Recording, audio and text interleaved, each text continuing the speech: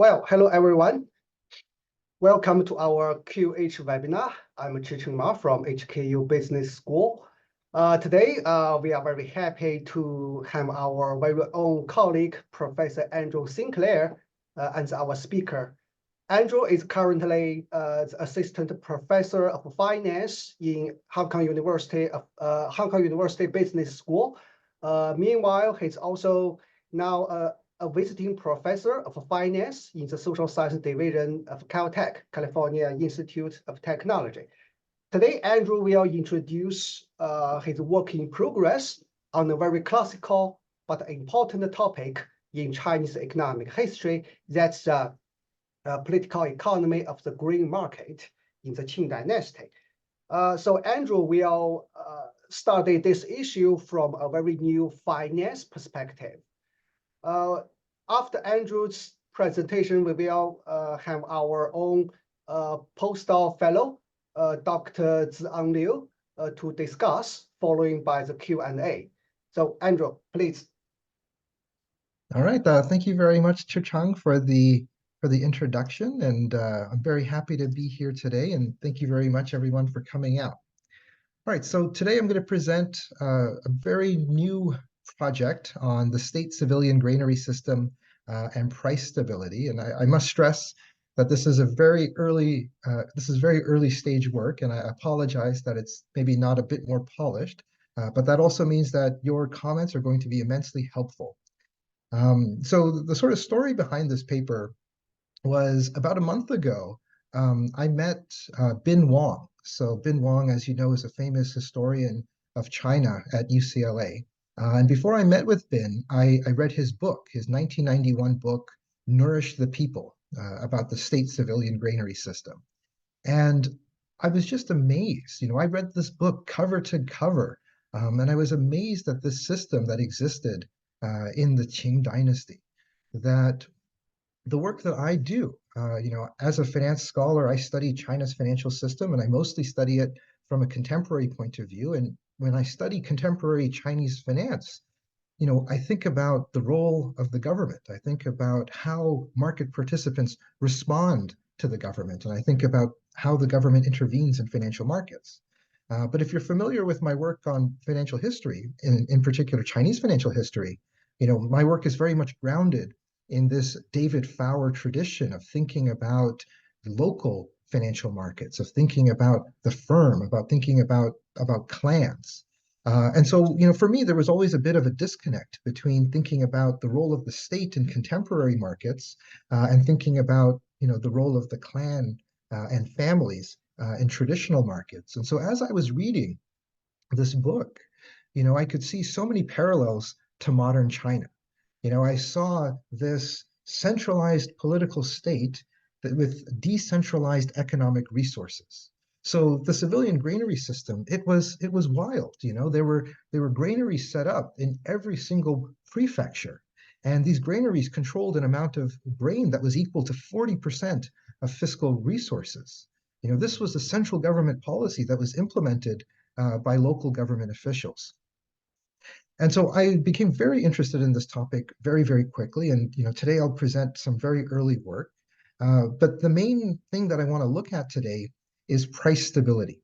Because when you read Bin Wang's book, there's two important features of the granary system. One is to provide famine relief, but the other is to provide price stability. And I haven't really seen anybody look into the price stability role. So Bin in the book talks about some evidence that the granary system helped reduce famines. And then Carol Xu has some very good work looking at the role of the granary system and thinking about connections across China. So thinking about the integration of grain markets. But I haven't really seen anything that looks at this sort of first order finance question, which is what is the role of the granary on price stability? Now, I think that this is a very important question. Particularly for the modern world, because over the past several decades, governments across the world have begun targeting price stability in financial markets. We see this in China, we see this in the real estate market, we see it in the stock market with the national team, but this is not unique to China. So over the past 30 years, the Federal Reserve in the United States has begun targeting prices, that whenever the stock market has a big drop, the Federal Reserve steps in with accommodative monetary policies. And so this arguably is the new normal. The Fed has an $8 trillion balance sheet. The macro-prudential tools that it has, this is not something that we're going to be able to put away. Pandora's box has sort of been opened. And so this stands in stark contrast to the laissez-faire approach of the 20th century. And if we think about what is the future going to look like with an interventionist government in financial markets, there are very few precedents in Western financial history.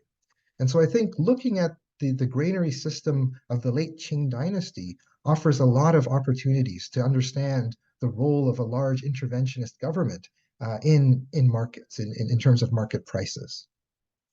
Now, another interesting aspect here is that, while this is a fairly new phenomenon in the West, this is a very old phenomenon in China. So in China, the notion that state intervention is necessary to stabilize market prices dates to the 5th century BC. And grain storage as a tool of intervention has remained an important political concern for over 2 millennia. So if you look at the Book of Rights, if you look at the work of Mencius, you'll see discussions about famine relief. If you read the work of Li Kui or in the Guanzi, you'll see the discussion about the political importance of price stability. Basically this idea that price stability is important because it's good for farmers and it's good for consumers, it's good for households. So what I'm going to do in this paper is I'm going to look at the granaries during the mid to late Qing dynasty, so between 1741 and 1856. And so granaries were a large and important participant in financial markets, or in grain markets. So as I mentioned, granaries existed in nearly every single prefecture. Their holdings were huge, amounting to about 40% of all fiscal revenues. And another very important feature of this is that grain is not like silver. You can store silver. You can have a big treasury of silver, and you can just keep it there. You're not going to affect silver markets if you just sit on a pile of silver. But grain spoils. And so every 3 years, these granaries had to turn over their entire position. This is a huge amount of wealth, a huge amount of grain that was sitting there in prefectures all across China. And every year, the local governments had to sell and buy this grain, about 1/3 of this entire portion. So they were very active participants in the grain market. As I mentioned before or earlier, the literature has largely focused on the role of granaries and famine relief. But from a finance point of view, one of the first order questions is, does this fulfill its role in price stability? How effective is this at maintaining prices? And so that's what we're going to do today. I'm going to go through, the building of the data sets and the setup of the empirical specifications and things like that. But just to sort of give you a preview of what we're going to find, we're going to find that the granaries did seem to have did play a fairly effective role. So the first result that we'll see is that when granaries become larger, so we'll see that granaries over time were fairly persistent, that the size of the granary didn't really change that much over time. But when there was a big increase in the granary, we'll see that prices become much less volatile. So when you can almost think of them like local central banks, when these local stores of grain become much larger, it helps improve price stability in the grain market. We'll also see that when granaries become smaller, when there's a big decrease in the size of the granary, we'll see that the spread between the maximum and minimum price, so that's another measure of price stability. The maximum and minimum price sort of reflect, how widely dispersed prices are at any given month. We'll see that the spread between these prices increases. So, this could be for a variety of reasons. It could be because the government is entering the market, they're selling a lot, and that downward pressure increases the spreads. But it could also be that because the government is reducing the size of its balance sheet, it has less of an ability to maintain price stability. And then the third result that we're going to see is that, it's going to be fairly straightforward that droughts increase prices. Times of disasters will increase prices, but we'll see that the granaries played a substantial role reducing the effects of droughts. So, the sort of complicated econometric summary is that a one standard deviation increase in the size of the granary would reduce the effect of droughts by almost 85%. So, we're documenting very large, decreases in the price of droughts, or, mitigating effects for the effects of droughts. Okay, so first I'll just talk about the state civilian granary system for a bit. So again, China has a very long tradition of grain storage, and the basic fundamental logic here, or the basic reason, is that high prices harm consumers and low prices harm producers. They harm farmers. In the period that we're looking at, there were three main types of granaries.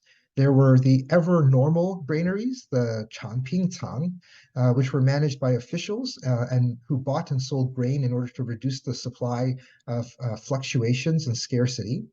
There were also charity granaries, so yicang, and so this stored special tax revenues in order to specifically provide local famine relief purposes.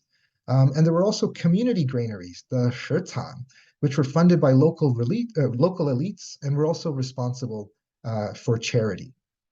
Now, the data that we're going to have aggregates all of this. So this is going to be provincial level data on all granaries in a given province. Here I just have some pictures that I got from Baidu. So this is the Yuzhou Granary in Hebei. And so, you can go and visit this today. It's a national historic site. And so you can go in here, you can see there's the Yuzhou Granary. The granary complex had many different buildings. And if you were to go into the building, you would see a structure like this. You would see these big vessels that were full of grain. This might seem pretty simplistic, but at the time, this would have required a lot of cutting edge technology. Storing grain was not a trivial matter. You had to control the humidity, you had to control the pests and vermin. And so there was a lot. This was a very expensive endeavor to engage in. All right, so the data that we're going to use is from Bin Wang's book. So he provides a provincial year panel of granary holdings from 1741 to 1856. The data from 1741 to 1785 comes from the memorials on population and granary holdings. The data from 1786 to 1856 comes from the National Registers of Population and Granary Holdings arranged by different provinces.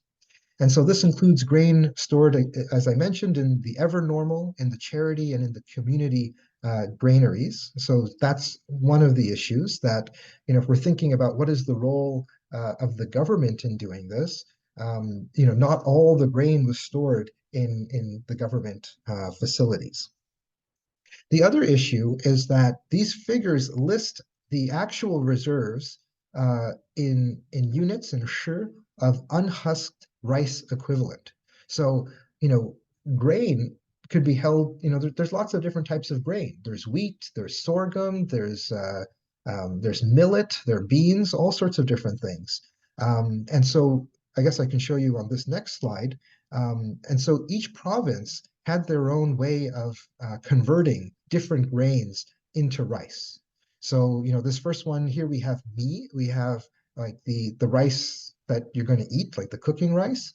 And so that's equivalent to, 0.5 units of unhusked rice.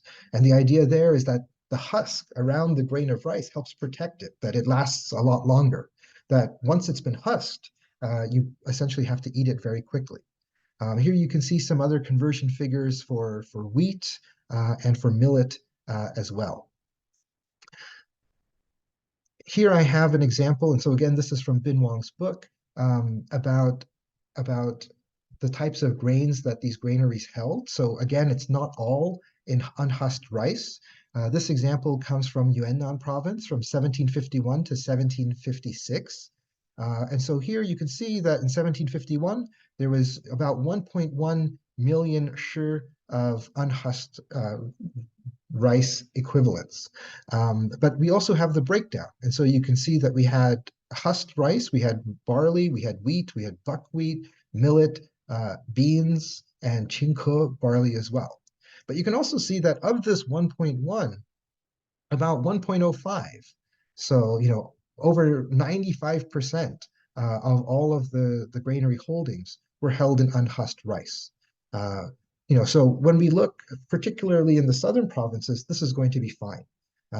But in the northern provinces, we're not going to be able to look at that. And so when we do the main analysis, we're going to focus on provinces that had active rice markets in terms of this unhusked rice. So we're mostly going to be looking at the southern provinces. So here I have a map, a heat map of holdings over time. So again, we're going from 1741 to 1856. And so these are the 18 provinces of China proper at the time. So there's a few things that you can see here. I think one of the most striking features for this is the persistence in holdings over time. That holdings do not change very much over time, that there's not a lot of month or year-to-year variation. Here you can see Guangxi, for a period of 100 years, things are not really moving along very much. The other thing that you can see is that in the early period, there's quite a bit of missing data. So the data is much better in the second half of the sample. One sort of issue that we'll come into is that the holdings data is better in the second half of the sample, but it looks like the grain price data is better in the first half of the sample. So unfortunately, that's going to reduce the statistical power of our tests, but hopefully, we'll still find some results. But if we had more data, it could arguably be a lot stronger. Okay, so I guess I'll go back to this and I'll say one last thing. So when I saw this, data, I thought that this was amazing. I'm so used to reading economic history papers where we have one cross section, we're running one cross-sectional regression. But here we have a panel. Here we have a long-run panel data set over 120 years. And so this is amazing. This allows us to control for provincial level fixed effects, for things that don't change at the provincial level. It allows us to control for time fixed effects. And we'll see that there is a lot of variation at the time level. So once we start building our analysis, though, the one thing that we definitely do have to control for are time varying provincial level effects. So, once we start looking into the relationship between holdings and prices, it might be that something else is moving around at the provincial level. And so to do that, we're going to introduce some time varying controls. And so we will have time varying controls for population, for weather, and for disaster relief. The population level data comes from Cao Suji's Population History of China. And so here I've collected five sort of cross sections of population data: 1680, 1776, 1820, 1851, 1880. And what I've done between these years is I've linearly interpolated. So, basically you can think of it as drawing two lines and then connecting them, or two dots and connecting them, and then reading off the population increase between these two periods. That's not, that doesn't perfectly capture the rate of population change, but it does a good first order approximation. The second set of data I collect is weather data for 81 cities. So, one of the most amazing data sets, I think, is this 500 years of weather charts for all of China. So, you can literally see every single year where the floods were and where the droughts were. And so this data has been codified, and so it's listed in 5 levels. So level 1 represents exceptional floods. Level 2 represents limited floods. Level 3 is normal, so not much deviation. Level 4 is limited droughts, and level 5 is exceptional droughts. And so what we do when we do the analysis is we'll include two variables. One will be the average weather score within a province, and then the other will be sort of the average number of floods and droughts. So for floods, this will be whether or not there was a 1 or a 2 recorded. For droughts, this will be whether or not a 4 or a 5 was recorded. And then the final data set that we use for these time varying controls will be the disaster relief data that's available at the provincial, or I code it up at the provincial level. And so I get this from the History of Natural Disasters in Agriculture. So this is a book that was published by Zhang Bo in 1994. And so there we're just going through and recording all of the disaster relief incidences that occurred within the sample period. And so here I have the summary statistics of the holdings and the control variables. And so a few things that I'm going to point out. So for the holdings, so on average, granaries held 1.97 million shi of unhusked rice. In total, or on average, the population of each province was 19 million. And so the holdings per capita was about 0.13 shi per person.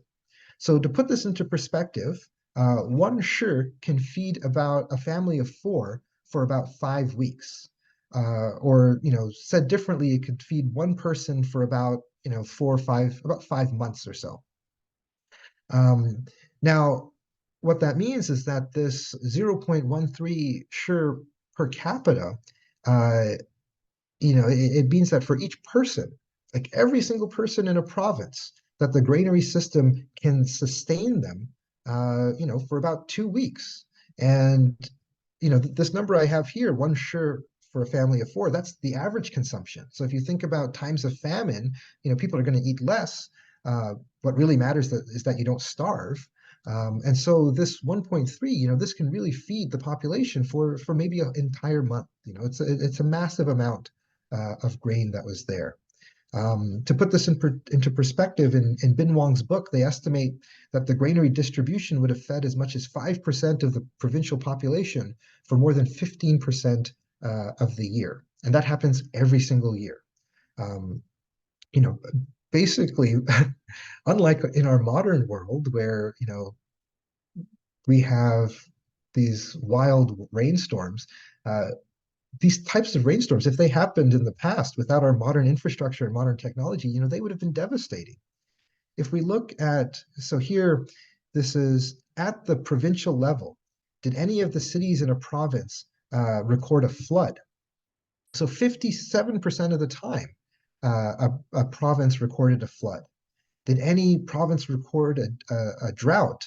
42% of the time, they recorded a drought. So floods and droughts were happening all the time.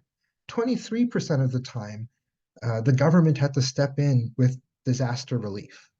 So these granaries were big, they were important, and they were used all the time. Okay, so the first thing I want to do, this is not the main test, but here I just want to show you the sort of property of holdings over time. So, when we're running a fixed effects regression, when we're looking at this panel,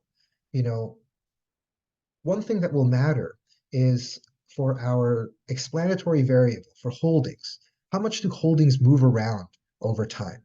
Because, we sort of saw that holdings are fairly flat.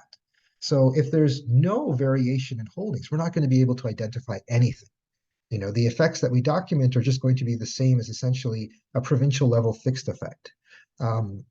So here we just want to get a better sense of what is the behavior of holdings over time. And so, sorry.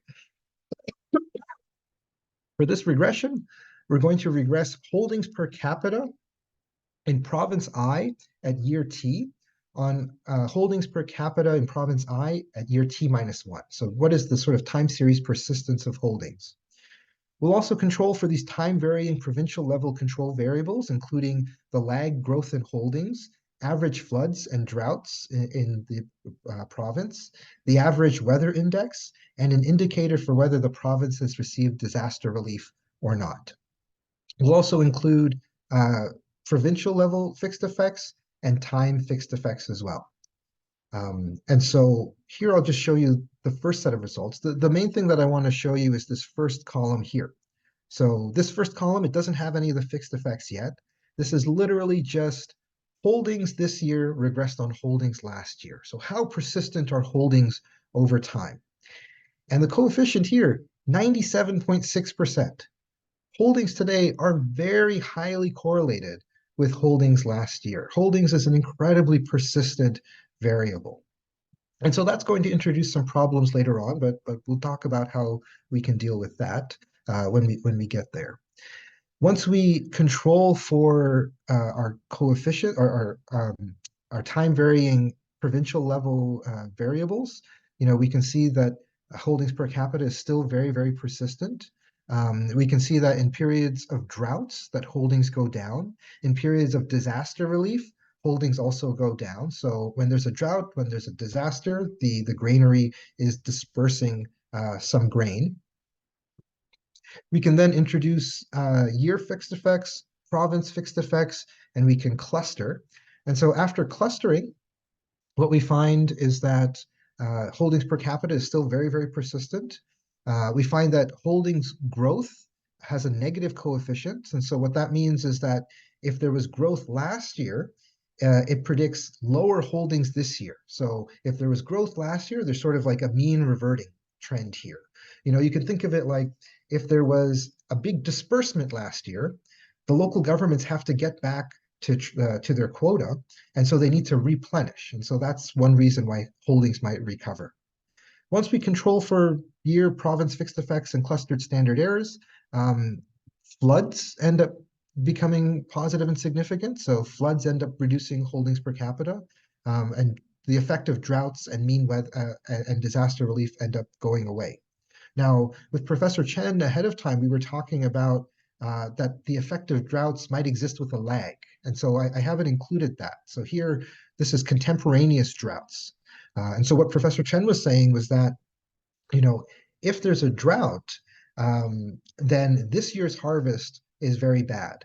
But the family has already stored a lot of grain. And so in the fall, when they have the harvest, even though the harvest is bad, they still have a lot of food. They're still kind of fine. What really matters is the spring, where they've eaten through their reserves, and they also have this need to plant new grain in order for the new harvest.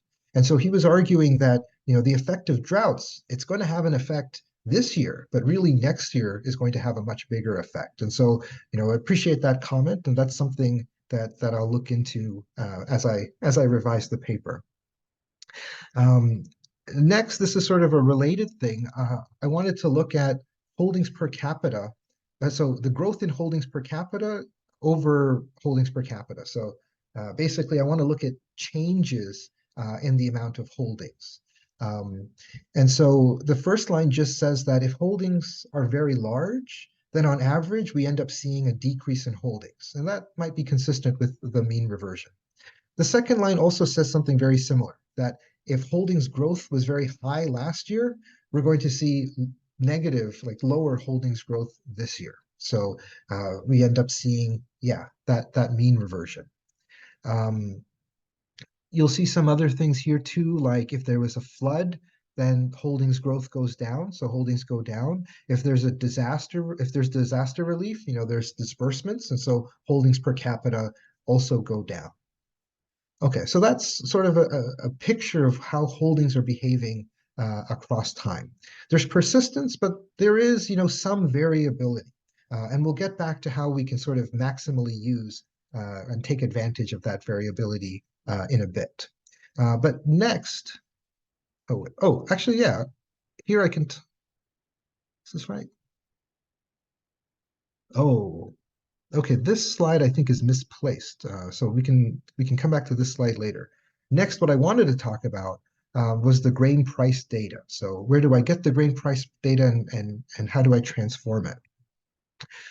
So the grain price data, so this is the database of grain prices in the Qing dynasty. And so this is Wang Yejian's, his very famous grain price data. This was a lot of hard work that he used to produce this data set, and I'm very grateful. This is monthly grain price data at the prefectural level from 1736 to 1911.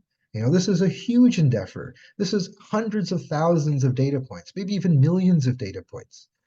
It includes prices on many different grains, including wheat, rice, millet, sorghum, beans, etc.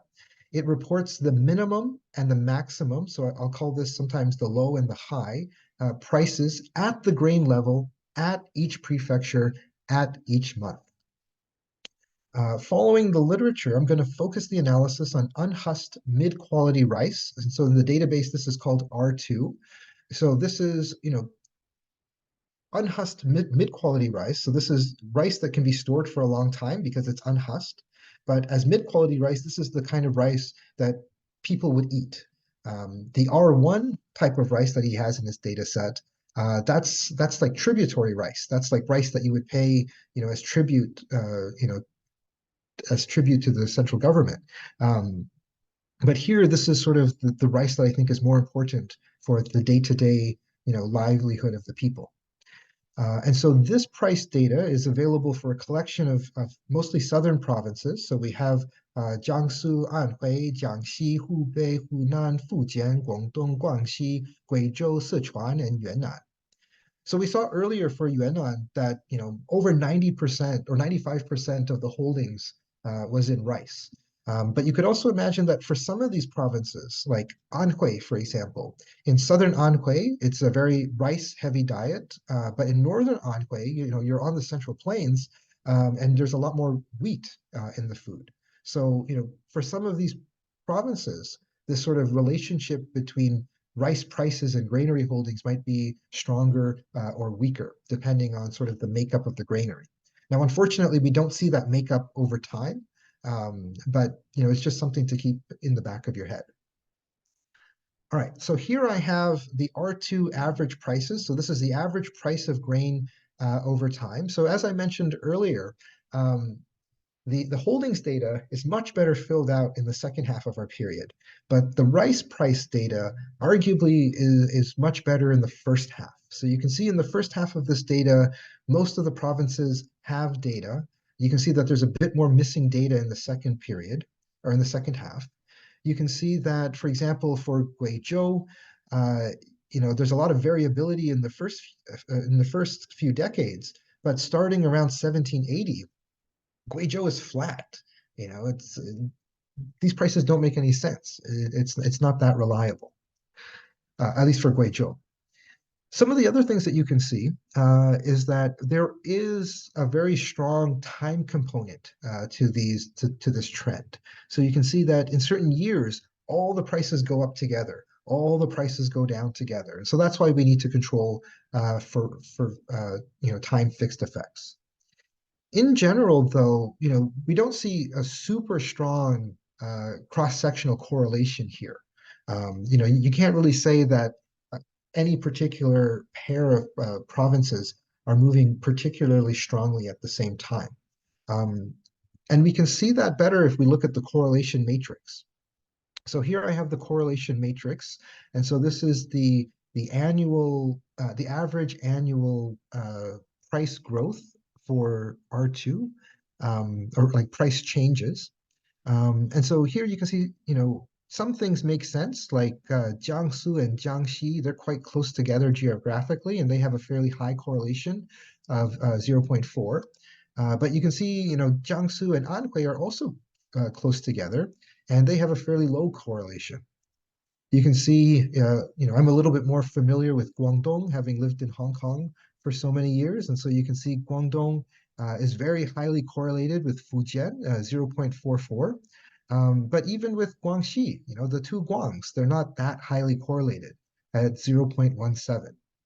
What this correlation matrix indicates is that there are substantial frictions in the grain market to interregional trade. That in a frictionless world, all of these correlations would be very, very high. But here, we can see substantial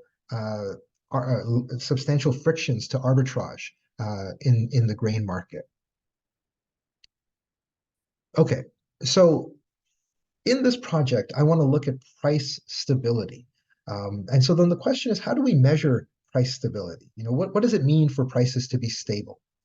And so what I'm going to do is I'm going to make some calculations at the prefectural level, and then I'm going to expand this. I'm going to aggregate this to the provincial level. So the three sort of main measures of price stability will be price growth.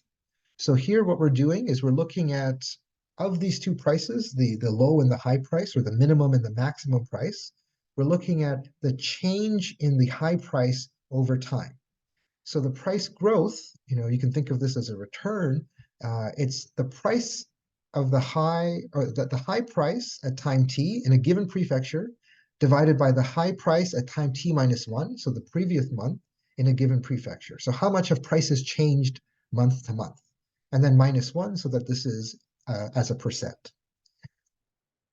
The next thing that we're going to look at is the high minus low spread. So what is the difference in any given month between the maximum and the minimum price? If prices were very stable, then this would be very low. Maximum and minimum prices would align very closely. But if there was a lot of instability, if prices were moving around a lot in a given month, then this spread would be very large. And so here we're looking at the percentage spread. So for a given prefecture in a given month, we're looking at the high price divided by the low price minus 1. So what is the percentage difference? And then the third measure, so this is inspired by a paper by Gao and Lei in the AEJ macro, where they looked at the expansion of the telegraph system and how that affected financial market integration or grain market integration in China. And so they looked at spikes as one of their measures. And so a spike is equal to 1 if the price growth is more than 2.5 times the standard deviation of the mean. So whether, if this is a tail event, if this is one of the top, 2% months of price increase, if there was a huge price increase, then spike is going to be equal to 1. And so you can see all of these are measures of price stability. Price growth is going to measure how much prices have gone up or down. High-low spread measures a measure of volatility. Spike is a measure of the right tail volatility. And then the next thing that we'll do is we'll aggregate this all to the provincial level. So our holdings data, some of the other provincial level time varying effects, they're all at the provincial level. So we're going to do this analysis at the provincial level. And so the variables that we're going to look at are the mean growth of high prices. So have prices increased or have they decreased? The standard deviation of average price growth. So if you think about price growth in a given prefecture, so we have all the prefectures, we have all 12 months. And so here we're looking at within a prefecture, what is the standard deviation? No, sorry, we're looking at the average price growth across all prefectures, across all 12 months. And then within these 12 months, we're looking at the standard deviation of this average price growth. And so that's going to give us a very good measure of how much prices are moving around. That's, in a sense, our main measure of stability. Are prices moving around a lot, or are they very, very persistent? We'll also look at the mean spread. So this high minus low. We calculate it at the prefectural level, but we're going to average it out across all prefectures, across all months, and look at it at the provincial yearly level. And we'll do the same thing for spikes. So we'll look at the average number of spikes across all prefectures, across all months. Okay, and so here I have some summary statistics about these variables. So for the low price, the average value is about 151, I guess it's taels per share of rice. For high price, it's about 193. The mid price, the average point is about 172. And so here you can see that the high price is, on average, fairly high relative to the low price. And so the average spread is about 31%. So, this is a pretty big spread between the maximum and the minimum price. There's a lot of cross-sectional variation in the price here. If we look at average price growth, so this is at the monthly level. And so at two units of significant figures, it's 0. But if we were to expand this, there's about a 1% increase in prices per year. So it's about 0.01% per month. If we look at the standard deviation of price growth on a monthly basis, it's about 0.02. So it's about a 2% standard deviation per month. So, it's not too volatile, but that's on a monthly basis. And so on a yearly basis, it's going to be a fair bit more volatile. If we look at the average number of spikes, there's about 0.2 spikes per year. So if you think about the way we're calculating spikes as the number of instances where the price increase is more than 2.5 times the mean. So that's about, like the top 2 percentile. And so that very closely matches sort of like what the theoretical value should be. Okay, so now that we have this price data, before we get to our main analysis of holdings and price stability, we're going to look at the determinants of prices. So how do prices change over time? And so again, we're going to use a fixed effects regression specification. The dependent variable is going to change. We're going to have 4 different specifications, but you can think of YIT as one of our measures of price stability in province I at year T. We'll regress this on a vector of price stability measures. So this prices IT minus 1 is a vector of the lag measures of price stability. So that's going to be price growth, standard deviation of price growth, spread, and the number of spikes. XIT is a vector of the time-varying provincial level control variables. So there we had, floods, we had droughts, weather, disaster relief. And AI and AT are the provincial and time fixed effects, respectively. Okay, so I have to apologize for the next table because the next table is going to be a bit difficult to read, but here it is, and I'll walk you through it. Hopefully you can see this on your screen. Okay, so here we have the 4 different sets of specifications. So columns 1 and 2, price growth. Columns 3 and 4, the standard deviation of price growth. Columns 5 and 6, the spread between high and low, and columns 7 and 8, the spikes. The odd columns, these are the OLS regressions. So there's no fixed effects, there's no clustered standard errors. The even column has year and provincial fixed effects as well as clustered standard errors. If we look at this first column here, so what determines price growth? You can see that price growth is highly persistent. So if prices increased last year, they're going to increase again this year. The coefficient here, once we control for fixed effects, is almost 85%. So price growth is fairly highly persistent across time. We can see that if there was a big spike last year, that prices are going to be higher this year. We can see if there are contemporaneous floods, then prices are going to be higher. And if there are contemporaneous droughts, then prices are going to be higher as well. If we look at the standard deviation of price growth, so if we look at the standard deviation of price growth, the second quantity here says that the standard deviation is also fairly persistent. That last year's standard deviation, there's about a 76% correlation with this year's standard deviation. We can also see that if price growth was high last year, that prices are going to become less volatile this year. That's what that first line says. If we look at the spread is also fairly persistent across time, about 83%.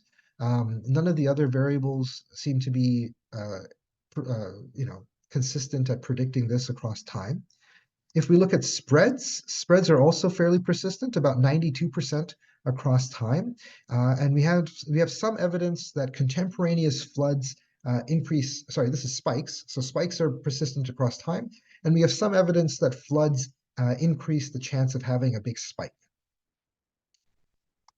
Okay, and so now that we have those 2 pieces, we have our holdings data and we have our price stability data, we can put them together and we can start studying the effect of holdings on price stability. Now, before we do this, I've been sort of raising this point again and again, that the granary holdings data is quite persistent across time. And so one of the issues is that if we run a regression of price stability on holdings, the size of, like the effect of granary size is going to be confounded with provincial fixed effects. It could be that the big granary was what reduced price stability or increased price stability, or it could be something else that's fairly constant at the provincial level that's correlated with this variable. When we introduce the fixed effects, remember what a fixed effects regression is doing. It's holding constant the province. So it's saying at the provincial level over time, how do variations in granary holdings affect the explanatory variable? So in a sense, that's what we want. But one of the issues here is that the effects of granaries, the effects of changes of granary size might not be linear. It might be non-linear. So you could imagine a world where if we have a very large granary, the granary is huge, and then it gets a little bit larger, that might not have a big impact. We're already sort of at a binding constraint that the granary is sufficiently large that it has an impact. And if it were to get even larger, it doesn't really matter. But in that situation, if the granary were to shrink, then it might have an impact because that's where it's sort of unbounded. Or put differently, if we were on the opposite side, if we had a granary that was relatively small, then a decrease might not have much difference because it's already too small to have an impact. But if we had a big increase, if we went from having no granary to having a big granary, then that could have a fairly large effect. So just the main idea here is that changes might have a nonlinear effect. And so what we're going to do is we're going to take granary size, we're going to take changes in the granary, and we're going to split this up into positive changes and negative changes to explore this potential nonlinearity. And then the next thing that we're going to do is we're going to examine whether holdings help to mitigate disasters. So, the first part of this analysis is going to be focused on price stability. On average, over time, have the granaries helped maintain price stability? Not because of droughts, not because of disasters, but just the presence of having this large granary that's constantly buying and selling in the markets. How does that affect price stability? And then next, we'll revisit, arguably the main purpose of the granary, which is to help during periods of disaster. And so there, what we're going to do is interact granary size with different measures of disasters. Okay, but first, we'll look into price stability. So here we have our fixed effect specification. We're going to look at different measures of price stability in province I at year T. We're going to regress this on holdings. So this will be two measures of holdings. This will be the total per capita holdings, and it'll also be changes in per capita holdings for province I at year T-1. We have the same set of controls that we've talked about before. We have prices, lag price changes, and these 4 different measures of price stability that we've been looking at. And we also have provincial and time level controls. And of course, we have the provincial and time fixed effects as well. And so here we have the main set of results. So we have our 4 measures of price stability, price growth, the standard deviation of price growth, spread, high minus low, and spikes. Here, the first line is lag holdings, but we sort of argued that this doesn't really change around much over time.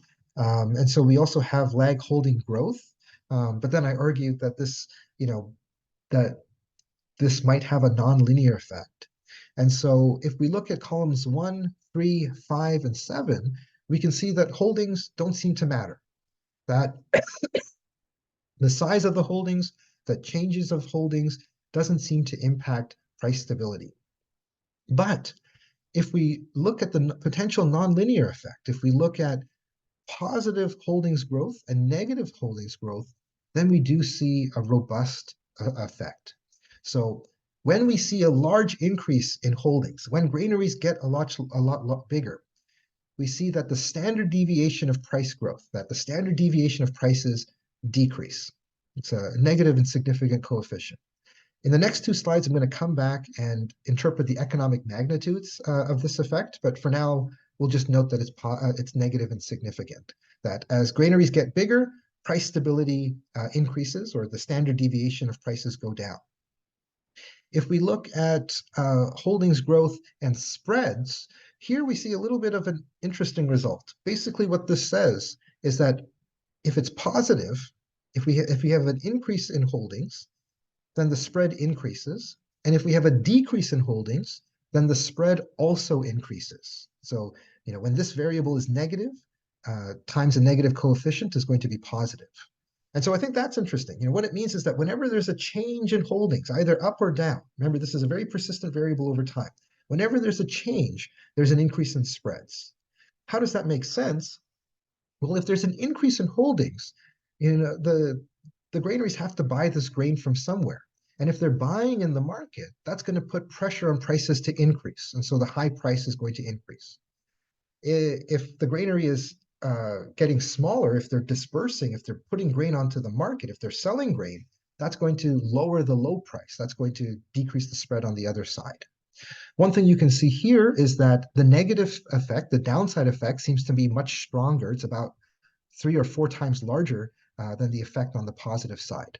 So when there's a big decrease in the size of the granary, there's a fairly large impact on the spread, that the spreads get fairly large. And again, I'll come back and discuss the economic magnitudes after the next result.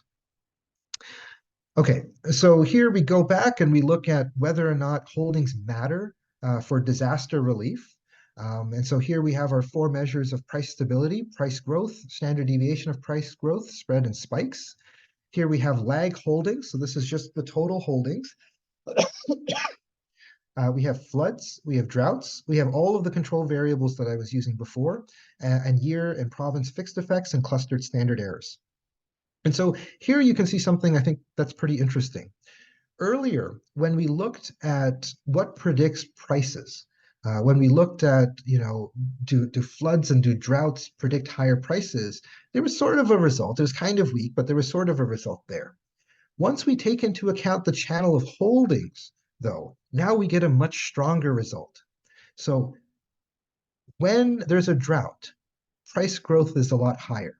The coefficient here is about 0.2. When there's a drought, but holdings are very large, this coefficient almost entirely gets rid of droughts. And so on the next slide, I'll talk about the economic magnitude. Actually, since we're here, I'll just go directly to it. So point 4 here is this last result that we were talking about. So droughts increase prices, but the size of the granary mitigates the effect of droughts. So an interquartile increase in holdings, so that's 0.13 shi per person. So again, 0.13, that's about enough rice, unhusked rice, to feed an adult for almost a month. It's a fairly large increase in holdings, but these holdings are very, very large. So an interquartile increase in holdings reduces the effect of droughts, that 0.2, by 84.5%. So if you have a much larger granary, if you go from the 25th percentile of granary size to the 75th percentile, the 75th percentile was much more efficient at preventing the price increases from droughts. It could almost completely get rid of the drought effect. Going back to the price stability results, so remember I said that large increases in holdings predict lower price volatility. So what is the economic magnitude here? Well, an interquartile increase in holdings growth, which is 0.14, decreases price volatility by 2.1% relative to the mean.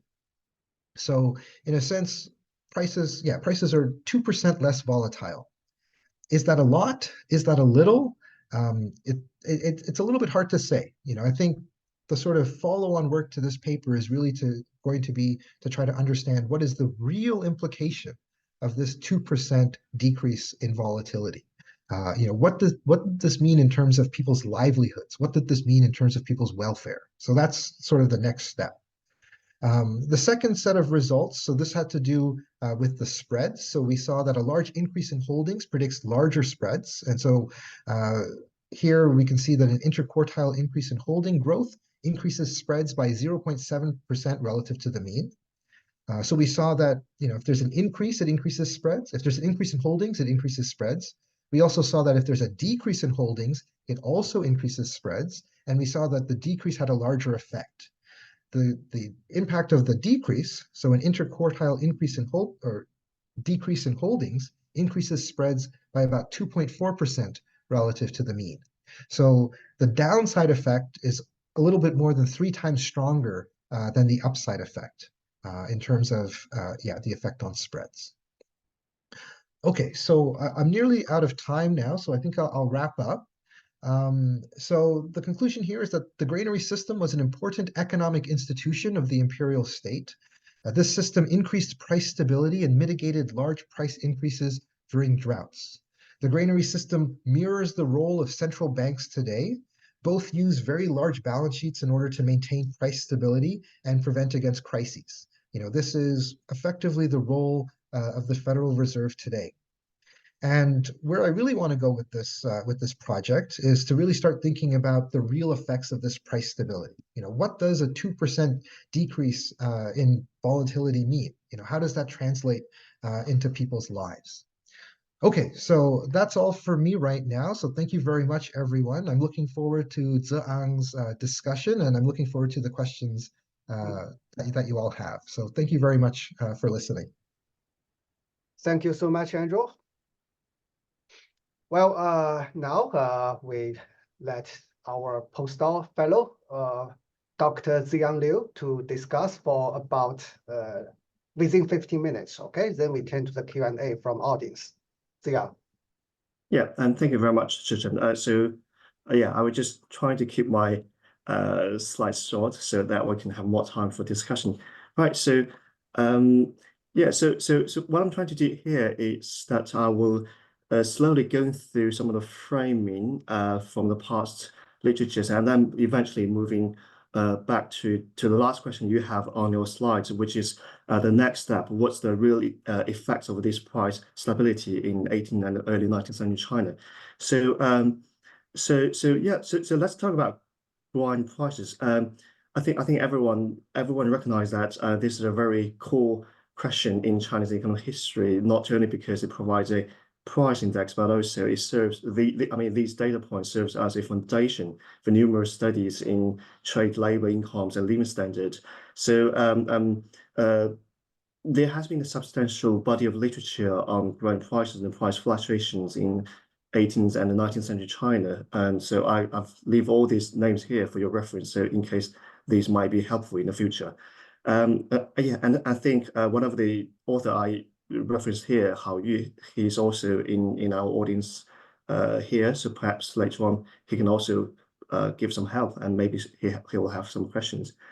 So what economists and economic historians are really interested about these growing price and price fluctuations in the Chinese context is about their long-term waves and phases, and also their short-term fluctuations. So following Wang Yichen's pioneering work, we do have a lot of subsequent studies which suggest that there might have been a 4-year fluctuation circle in rice prices, and because rice is one of the most important grains in the Chinese market, so that's why a lot of people focus on rice. And over the entire 18th century, in terms of long-term price movements, grain prices showed a continuous upward trend before its drop by the end of the century, and then another surge at the early 19th century. So for this phenomenon, I think many scholars attribute it to, some scholars attribute it to the so-called price revolution, thinking that because there was a continuous rise in price, there might be some signals for this price revolution, which we have also observed in the European context. While some others would argue that this increase in the long-term price movements was mainly caused by population pressure. So in order to test on these, whether this is a price revolution or caused by population pressure, we do see a lot of study trying to test and explore the impacts on harvest yields, market integration, a field of literature you have already mentioned, and also money supply, population growth, natural disasters, family relief, and etc., on both long-term price movements and short-term fluctuations. Among the various factors affecting the market prices, the granary system of Qing China is often addressed with the role of the state. So that's why I think your topic is not only matters to the price historians and price economists, but also to scholars who are interested on the role of state and state capacity.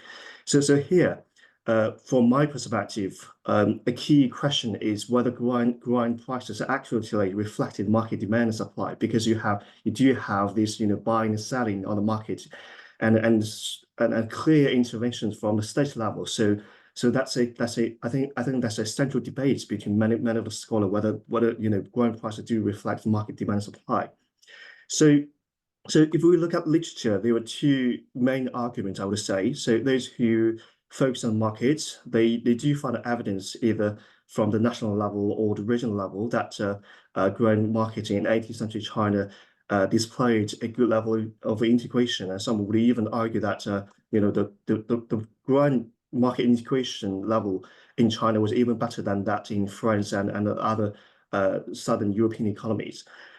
While those who focus on the political economy side, they would simply argue that because of these state intervention and frequent interventions, these price movements and the fluctuations do not really reflect the demand and supply and the market. So that's why a lot of people have shifted their focus on this granary system, and I think this is where your study really kicks in and speaks to those previous literature. So the further implications we want to draw from these studies on price volatility, fluctuations, and movements are for our understanding of state capacity and living standard in 18th and early 19th century China. So there are two questions that we could probably further explore. Is firstly, to what extent was the state able to regulate price fluctuations in the market? And then secondly, to what extent did Chinese laborers benefit from this granary system, especially in terms of their wage payments in kind?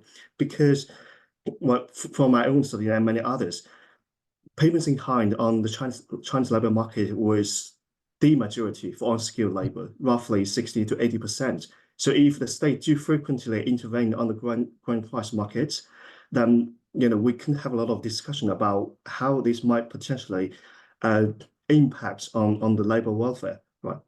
So in this paper, our presenter Andrew here tested the impact of the granary system on price stability, and so I think this can further help us understand many of the debates and discussion I've mentioned in my previous slides, and especially to your last point, what are the real effects of price stability? So here's some of the comments that I want to further discuss with you, and perhaps you already have the answer, but haven't got time to put it in the slides, but perhaps we can further discuss on these.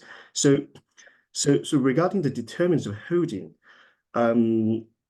I wondered whether you can test about the state's fiscal revenues and whether that has any impacts on the granary holdings, right? So one of the I think classic thesis on this granary system in Qing China is that in its early stage, it was mostly driven by the state's good conditions of fiscal revenues. But over time, when states gradually had issues with its tax income, especially land taxation, then the granary system gradually comes to an end, especially after the Taiping Rebellion, right? And because your period really covers the so-called High Qing period, which is the middle of the 18th century, and also the troubling time, which is the early 19th century, and eventually up until the Taiping Rebellion. So I think that time period really deserves some further explorations. So speaking of that, my second point is whether you can further differentiate and test on the impacts of these granary holdings on price volatility, for example, in the pre-1820 periods versus the post-1820 periods, or pre-1976 versus post-1796. So the first period, 1820, is a time when there was a general belief that China went into a recession, not only just its economy, but also the falling of the state regarding its ruling, its governance, and its fiscal capacity. And for the second period, it's a little bit earlier, but it also is many historians would think that it's the turning point of the hygiene period where we move on from the so-called hygiene to a downfall time. So since you have panel data, perhaps we can also provide some further supplementary documents to this. I wonder whether you can further test on this panel data and see whether you can find different impacts. And then here's the issue between state and local granaries and their impacts on prices. So you have already noticed that there were different types of granary systems. Some of the granaries were established by the states, especially central governments, and funded by central governments, and some others were funded by private organizations or even clans. So I think in B1's data set, you probably don't have this, but I think there are many other studies that could provide data for testing on these to see whether this price stability really comes from the state level or from the local level. And then lastly, I think there is another perhaps important matter that may help further test on this impact is to differentiate between the grain stores brought from the market and contributed by tax payments. Because not all, well, in terms of selling, these grain stores could have large impacts on the market, but in terms of the buying, not all grain stores coming from the markets, and many of them actually come from the tax payments, especially payments in kind. So in that regard, if you do have further evidence and data, so maybe you can further explore this aspect and to see whether they have any impacts on your test results. Okay, so I've roughly talked about 8 minutes. So for the rest of the time, I just leave it to you. And yeah, and thank you very much. Okay, all right. Thanks very much, Zhang, for the helpful comments. I'm going to ask you to please send me those slides afterwards because they were very helpful. I wrote down some notes, but I wasn't able to transcribe everything. But I think one thing that I had been thinking about is, that not all of the granaries were state granaries, that, there were granaries that were set up by elites. And I was trying to understand, like, what is the economic incentive for them to set up these granaries? Because, there's this sort of theoretical reason to set up a granary that, the granaries were supposed to be self-financing. That, in theory, the granary buys grain at low prices in the harvest, and then they sell grain at high prices, relatively high prices during the planting season. And so, basically that they're supposed to show up, they're supposed to buy when there's a surplus of grain and sell when there's a necessity of grain. And so, the idea is that this is self-financing, that they earn a spread. But then when we look at the state granaries, they weren't earning a profit. It was very difficult for them to do this, to do this profitably. And so I was trying to understand, like, what is the incentive of local elites to participate in this, like to have one of these community granaries, because it doesn't seem like it's a profitable endeavor. And so there, I'll have to look into a little bit more why that was the case. I sort of, as I was thinking about this, I was sort of speculating that it might be because, if they were to set this up and do this, that they might be able to get some other benefit. Like, you mentioned that, where was the source of these grains? That some of the grains were purchased on the open market, some of it was tax revenues, but some of it was also local elites that were providing grains in order to get government positions. So there might always be, some other non-pecuniary reason for why they're engaging in this. So I'll need to think about that a little bit more. Maybe we can switch to the Q&A now. Should I read the comments? Or Zhicheng, you're going to intermediate, right? Yes. Yeah. Now we have received 45 questions. All are very good questions. I will read the question to the audience and to you. Let's begin with Professor Elizabeth Singh's question. She's a professor of HKU. Do you have any other idea of the decision-making mechanism behind the price intervention exercise? For example, who would decide when the granary should be opened and grain be sold, And was there a consensus on at which point action should be taken?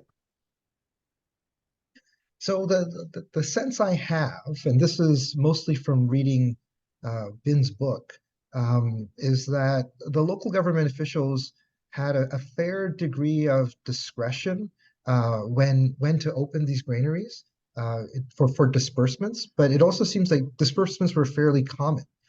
That a lot of the times that they were making, loans, and that these loans would never expect to be repaid.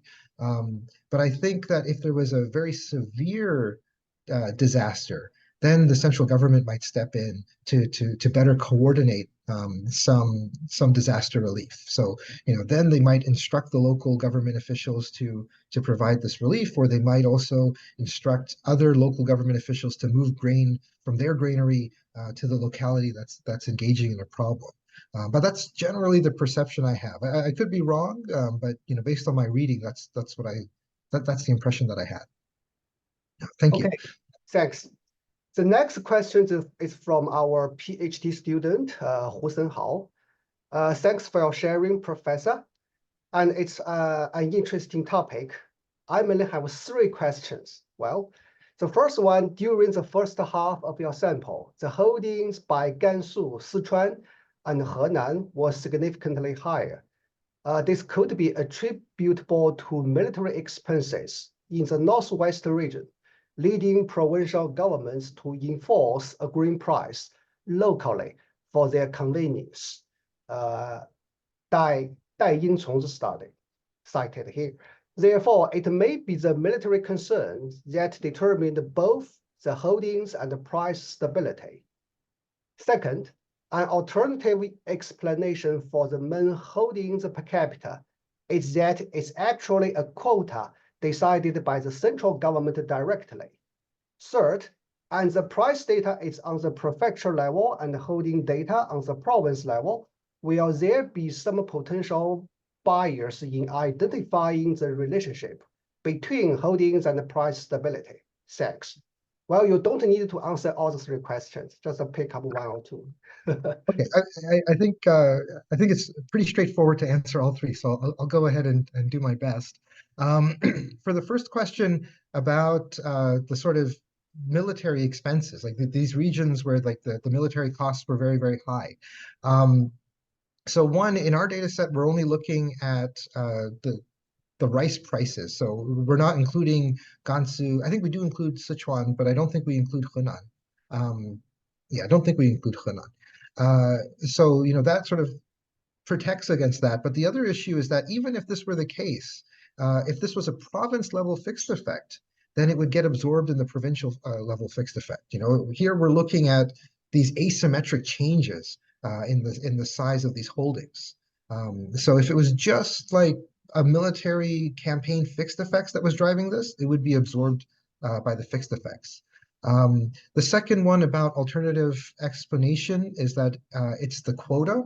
So I agree, the holdings per capita is incredibly persistent over time. And why would it be persistent? It's because these local government officials do have an explicit quota that they need to meet. So if they're above, if they're below, they have to adjust in order to do this. I think an interesting question is, why would these quotas change over time? So like the big changes that we're seeing that are driving our results, is this because the local government is making a decision to have a deviation, or is it because the quotas are changing? And so that's something I'm going to look into next.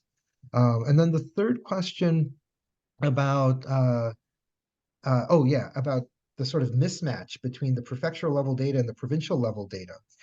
So this is a concern that I had, which is why I did not run the regression as prefectural monthly level prices on the left-hand side with holdings at the provincial yearly level on the right-hand side. Because my concern is that you would have essentially, you'd be multiplying the amount of data that you have, and the clustered standard errors might not appropriately adjust for that. So, this 0.3 is a very real concern, and that's the main reason why I'm aggregating the prefectural monthly level data into a provincial yearly level data. I think I did some tests doing everything at the prefectural level, and everything still holds. But yeah, that was the concern that we had. Okay, good. The third so thank you, Sam. The third question is from Isabella Weber. A truly amazing project. How China escaped shock therapy also starts from the Guanzi on price stabilization, inspired by Bin's work. So happy to see this careful quantitative analysis. A small question that might be based on a misunderstanding of your result on spreads. They seem counterintuitive from a price stabilization perspective. Shouldn't the spread reduce if the granary buys when prices are falling and sells when they are rising? So you're right that they should, and so that would be that would be the effect of granaries in general. So if we have a granary, prices should be more stable. Now the problem is that granaries are very persistent over time. And so, we're not able to identify that effect because that's conflated with all of the provincial level fixed effects. And so what we're looking at is the changes. And so when there's a change in the size of the granary, I think the results that we have actually make sense if there's a change. So if there's a big decrease in the size of the granary, if the granary is selling a lot of grain, then that's going to decrease. It'll decrease the high price, but it'll also decrease the low price as well. They're flooding the market with this. If they're increasing the size of the granary, if they're buying a lot, then it'll increase. Okay, actually, I kind of see your point a bit better now. Yeah, I think that the spread result, in a sense, there's still I'm still a little bit uncertain about it, and I appreciate that you've brought this up. I think I need to think about it a little bit more. So thank you, Isabella. Okay, the next question is from Xie Yang. Thanks for the presentation. If one to think about the usefulness of public storage or other public intervention in the green market, the key question is whether public storage, probably with some specific policy objective in mind, can do better than private storage. It looks to me that the interpretation of the empirical results here holds even if the granaries are privately owned. Yeah, just a jump to his follow-up question. Have you thought about how to answer this kind of questions about a private storage counterfactual here? A private storage counterfactual is in an ideal world, I would have data on clan storage or something like that, and we'd be able to essentially run a horse race to see which type of granary matters more. So I think this type of question is a little bit difficult to answer. And the main reason is that we don't have the data to run the counterfactual analysis. So in an ideal world, we would be able to ask this specific question, but unfortunately, I don't think we're going to be able to. So thank you, Xie Ya. Okay, perhaps the last question from Catherine. Thank you. Two questions. So first one, you compare the granary system to the current activities of the Federal Reserve. But I wonder whether another comparison may be with the Strategic Petroleum Reserve. Second, I was very interested in Table 8.2 and wonder whether you would comment on the role of buckwheat. It is the second to unhusked rice and seems to become increasingly popular over time. Was it stored in the same granary? Was husked unhusked? Was it a substitution for rice? All right, thanks, Catherine, for the questions. For the first question, the role of the Federal Reserve, I think I think the comparison with the Strategic Petroleum Reserve is also, I think, apt. If you think about American households, what what are their most important concerns? Historically, it's been the price of gas, the price of petroleum. And so I think, maintaining that type of price stability is a very important political issue. I think historically, the Federal Reserve, in terms of price stability, hasn't really mattered so much. But over the past 30 years, it's become very, very important.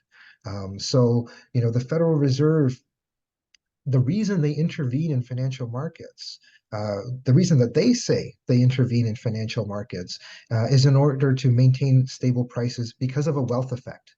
Because there are millions of Americans that have their retirement savings in 401k plans. They're invested in the stock market.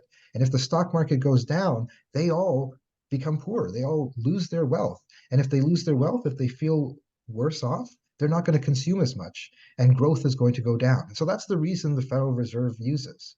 And so I thought that the comparison with the Federal Reserve and the granary system was sort of apt, because at the end of the day, the Federal Reserve is concerned about consumption, and the granary system was also concerned about consumption.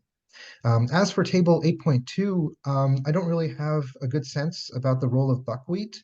I think, Ben Wong would have a much better idea, so I think that would be a good question for him. But thank you very much for the questions. I appreciate it.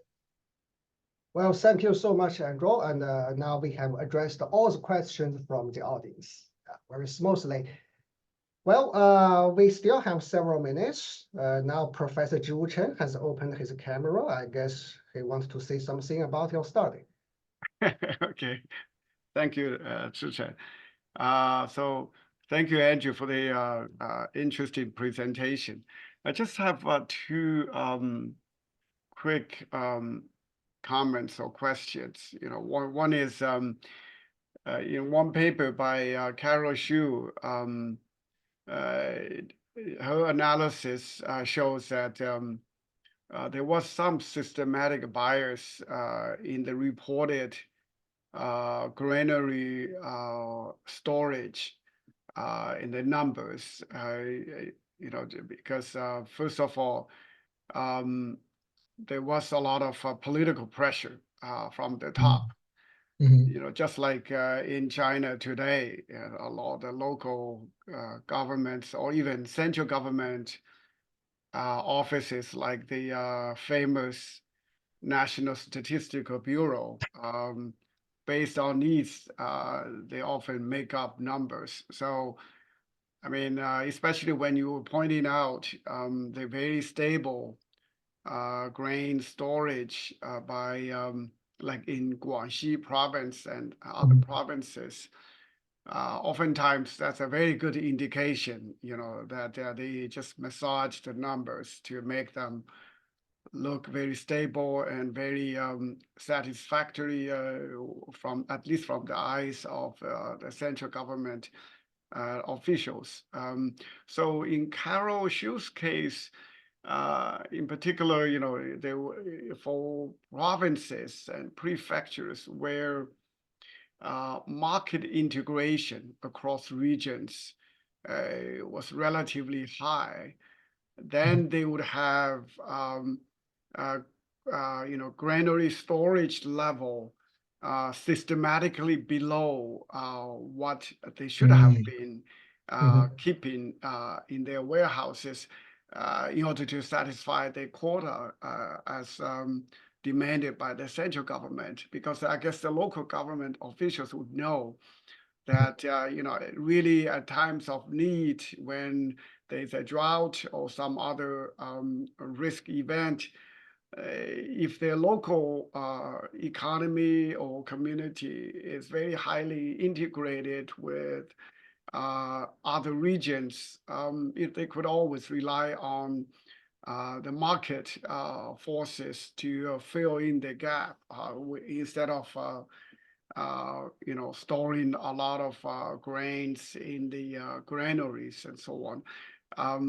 But I think even though you showed the correlations in grain price or grain prices across provinces, I don't know whether you have specifically introduced a control reflecting the level of market integration on an interregional basis for a prefecture or even for a province. That's one. And then the second comment or question is more about the measures you have used to capture price stability or price instability. I think in the regressions, you always use the lagged grain holdings and also the lagged spread or the lagged price growth and the lagged standard deviation from the previous year.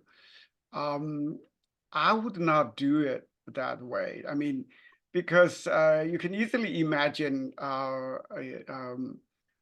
this possible force against your hypothesis, right? Because if, let's say, this year a drought makes the prices go higher a lot, so that already makes this year's price spread and standard deviation higher. And then, so but for this year, the impact on the social and population from this drought may not be so high because, as I mentioned before, many households would still have some leftover grains from past years, so they could get around this year without actually suffering too much consequences. But next year, then that's where the stress will be really high, especially in the planting season during the springtime and early summer. Then that's where, but for next year, because for next year's spread, then you have this year's spread been in one of the explanatory variables. So relative to this year's spread, next year's higher spread may not look to be so abnormal, right? So, I see. so yeah. I would use the past, let's say, average level of spread as the reference point, and then I would like 5-year rolling or something. The historical average spread for that prefecture from this New Year's spread level. So I would look at the abnormal, so the deviation in the price spread metric from the historical norm, and use that as the dependent variable, and that makes it unnecessary to control for the lagged level, right? Maybe your results will be stronger when you do the specification, in a better way. Yeah, I appreciate that. Yeah, I'll give that I'll look into that and see how it goes. I've been sort of struggling to think about how to deal with the time dependency here, because there are these persistent effects, and I didn't realize that the effect of a drought to this year might have knock-on effects in further years. So thanks for that. I appreciate it. Especially from our some other research we have done. When you have a drought that lasts for 2 years, so the impact is much stronger than a single drought. So in that context, the suffering is really during the second year and the third year, right? Then using your specification, then the lagged spread measures on the right-hand side of your regression, so that they will help get rid of some of the effect you'd like to see. No, that's absolutely right. Like these droughts, in a sense, every year they're going to become exponentially worse. Like if you have a series of droughts, as opposed to thinking of them as one-off things. Okay, good. So all right, thanks so much. we can finish on time today. Thank you so much, Andrew, for your wonderful presentation, and thank you so much, Ziang, for your comments, and thanks to all the participants today. Finally, let me introduce our next webinar to be held next month on Thursday, March 21. We are very happy to invite Professor Kevin O'Rourke from NYU Abu Dhabi to present his new project on the trade policy during the Interwar Canada. So welcome, and we look forward to seeing you again. Thank you so much. Goodbye. Thank you, everyone. Thank you, Andrew.